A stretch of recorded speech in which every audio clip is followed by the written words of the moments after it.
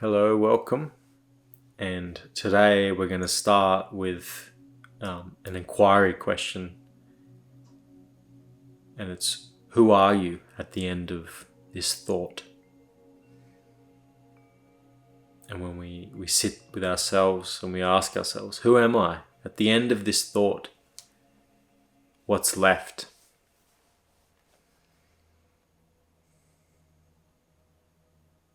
When you follow that thought to its end, what's left?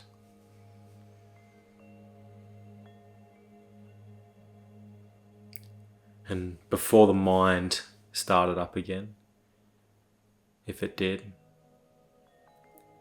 there's this like silence or this space of like openness or curiosity of what is left at the end of this thought.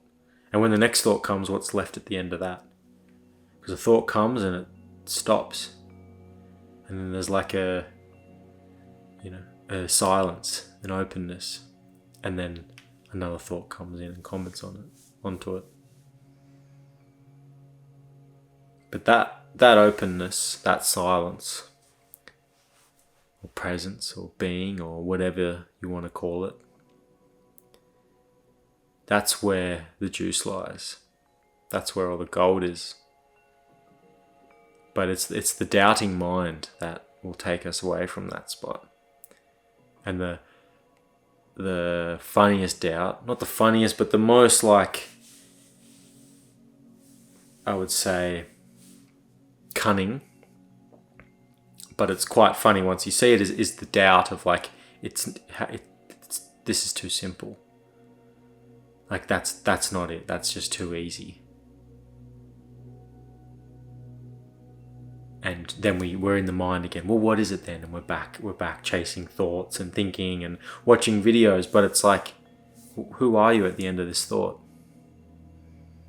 Or what is there at the end of this thought? What's left? And there's just stillness.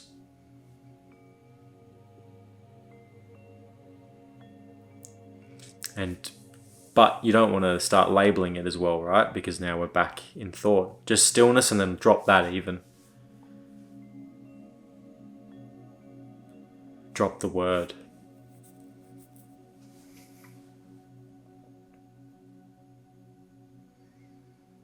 And spend some time there, quote unquote time. Spend time and no time. And that's kind of a pointer to awakening. But it's doubt. It's doubt that will pull you out of that. Doubt can be the final sort of obstruction to waking up. It's so, for me, it was a massive one.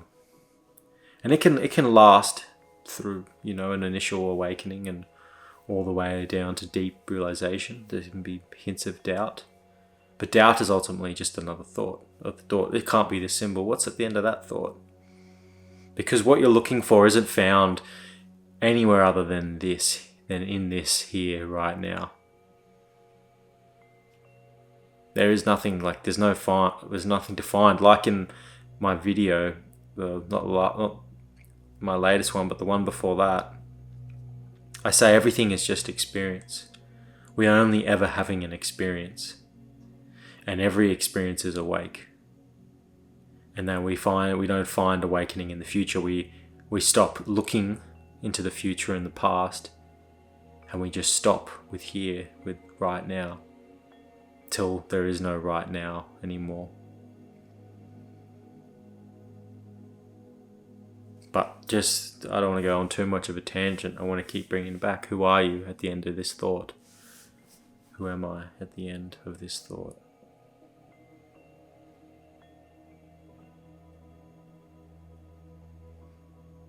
And just stay there. Or a better way of viewing it is being in the mind, as you'll notice as you stay there, is actually the opposite. It's like you're anchoring in the mind, and when you come to this place of presence, it's like you're actually going to a more natural resting place. That's more natural for you. It just doesn't feel that way because we've been entangled with the mind for so long. It feels like we have to stay there, but that's already present, right? Because that's still there. This, or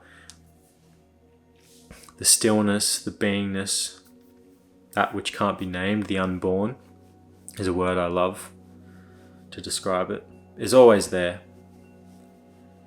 even when we're entangled in mind. And it is mind getting entangled. It's all awake. But to get to that point where everything's awake, we must first know what awakeness is, or taste a direct form of awakeness. And that's breaking the chain of identity with thought. Because we believe that we are our thoughts. And that we are, and who we are changes moment to moment. Like our feelings about ourselves changes constantly. But what we can notice, it's like, well, who am I without going to a thought, without referring to the past or the future? Who am I? If I can't refer to thought, who am I?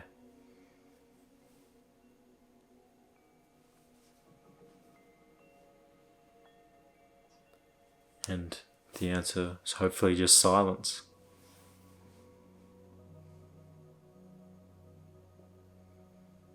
And I think, as I've said in this video, doubt is also just a thought as well. Once the doubt will come, it'll say, "Oh, you're suffering right now." That means you haven't woken up. It's like, no, that's just another expression of awakening, appearing as you suffering right now, appearing as you frustrated.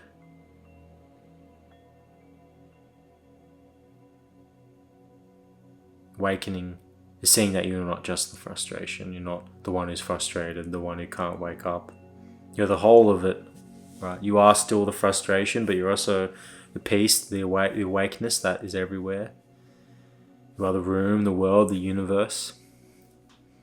And at the same time, none of it. Because who you are isn't fixed. Because who you are isn't a thought. And any thought of who you are, right, is falls into some identification, from subtle to extreme.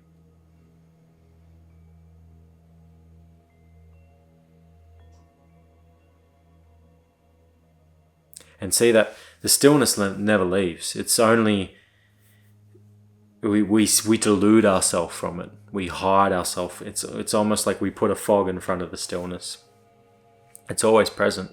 It's just somehow the mind is so cunning, you can make it feel like it's not.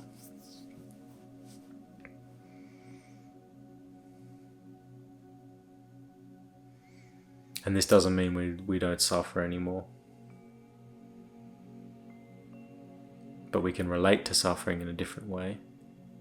It's awakeness, it's stillness, it's the unborn appearing as tension, as resistance,